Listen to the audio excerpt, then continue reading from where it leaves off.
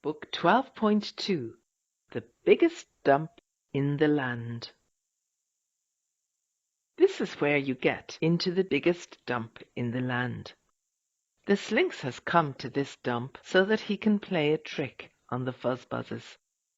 But he cannot get in because the dump is all shut up.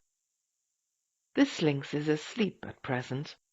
You cannot see him because he is sleeping in the big yellow box next to the 2 dustbins. The Slinx creeps out of the yellow box just as the sun comes up. He has slept well, so he is fit and fresh. He goes across to the big metal padlock, grabs it in his hands, and gives it a pull. It is stuck fast. He cannot shift it. The Slinx is upset. He has to get into the dump if he is going to get on with his trick. And he must get in fast, because if the men come to unlock the dump, they will catch him. The Slinx picks up his things. Then he goes back up to the top of the hill. Now he can see all of the dump. He can see why it is called the biggest dump in the land. It is very, very, very big. At one end of the dump there is a big chestnut tree. Now the Slinx can see how to get in. He jumps up and down with happiness. The Slinx runs across to the tree. He goes scrambling up the tree trunk. Up and up he goes, to the very top. Then he creeps out until he is standing on the very thinnest twig. He grips the plastic bag in one hand and puts up his umbrella. Then he bends his legs. He is going to jump. Down drops the Slinx. His umbrella helps him, so he has a soft landing. He has got into the dump at last. He claps his hands and does a little jig.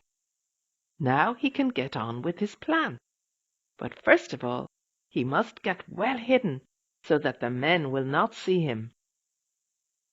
The Slinx gets up onto a stack of scrap metal. He can see that the dump is full of junk. There is masses of it. He cannot tell what some of the scrap is because it is so bent and twisted. But he can see brass beds, baths, sinks, metal drums, bells and gas lamps. And there are lots of vans, trucks, buses, trams, caravans and taxis. The biggest dump in the land has everything. Next to one of the vans there is a bent-up dustbin. The Slinx goes across to it and creeps in. He lifts the lid a little so that he can just see out. Somewhere a clock dings. Ding, ding, ding, ding, ding, ding, ding. It is 7. The men unlock the dump and they come in, but they do not see the Slinx. Now the Slinx can see what jobs the men do.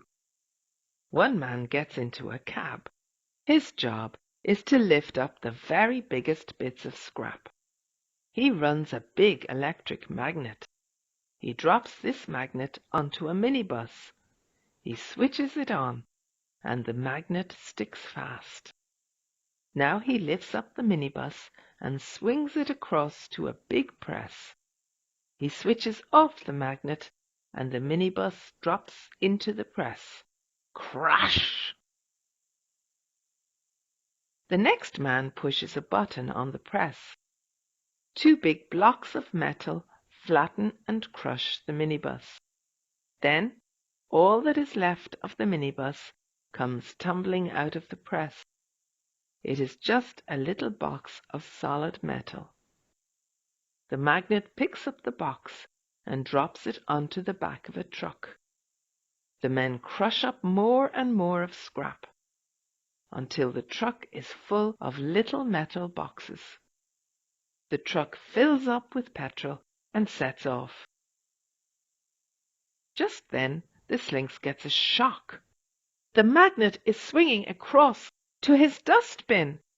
Will it pick him up and drop him into the press? If it does, the press will crush him flat. The Sphinx is trembling. Down comes the magnet, but it just misses the Sphinx. It picks up the van next to the dustbin. The Sphinx grins. The press will not flatten him just yet. Thank goodness! At last the men pack up. They switch everything off, and now they are ready to go. Click! The padlock snaps shut. Now the Sphinx has the dump to himself. He jumps out of the dustbin and stretches his legs. He writes out a list of the things he must collect for the next bit of his plan. The Sphinx is rushing to collect things as fast as he can. He stacks them up and crosses them off his list. What is he going to do with them all? Now the Sphinx gets cracking. He has to connect up all the bits. He must not miss one little bit out. Everything must fit. The Sphinx gets very hot, but he will not stop. First, he cuts up the bits of metal. Then he welds them.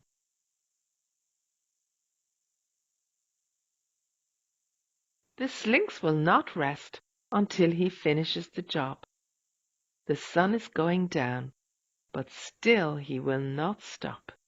He goes on and on and on. It is difficult for him to see what he is doing, but he will not give up. The thing is getting very big. The Sphinx has to fetch 2 sets of steps and a plank to stand on. At last the Sphinx fixes on the very last bit.